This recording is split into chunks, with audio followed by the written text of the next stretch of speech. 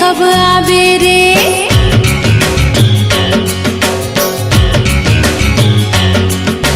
दिन गिन गिन के करे अगोरा साजन तय कब आवे रे।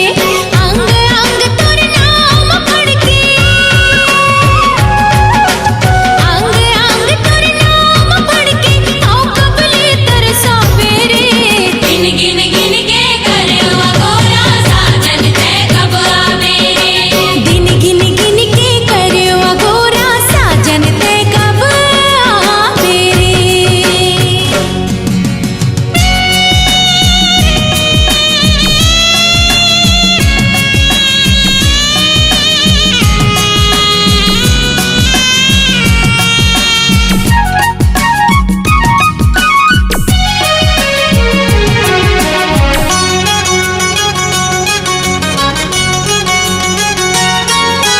तोरे नाव के बिंदिया राजा मुख अंबर मातम के। चूरी बोले कंगना खन के गजरा घलो मोर महके। तोरे नाव के बिंदिया राजा मुख अंबर मातम के। चूरी बोले कंगना खन के गजरा घलो मोर महके। ढल जाही जो मोर जवानी, ढल जाही जो मोर जवानी है अड़बड़ पछतावे रे। दिन गिन गिन के करे अगोरा साजन तय कब आवे रे। दिन गिन गिन के करे अगोरा साजन तय कब आवे रे।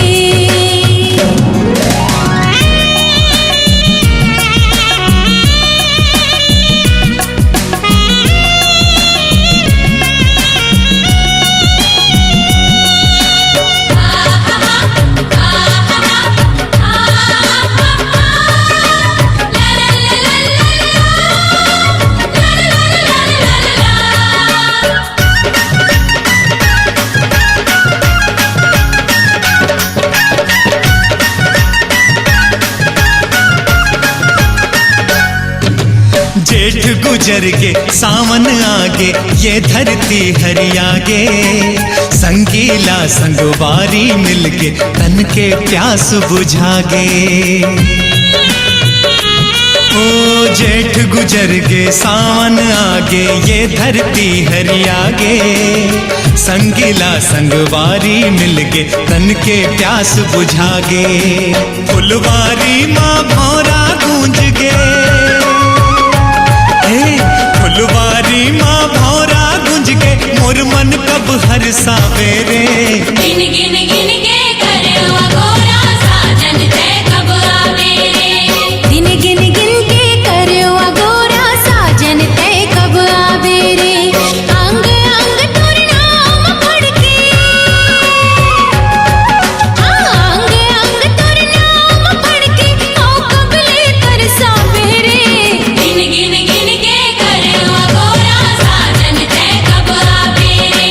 दिन गिन गिन के करे अगोरा साजन तय कब आवे रे। वीडियो वर्ल्ड रायपुर चैनल को सब्सक्राइब करिए, भूलिएगा नहीं, वीडियो वर्ल्ड रायपुर चैनल को सब्सक्राइब करिए।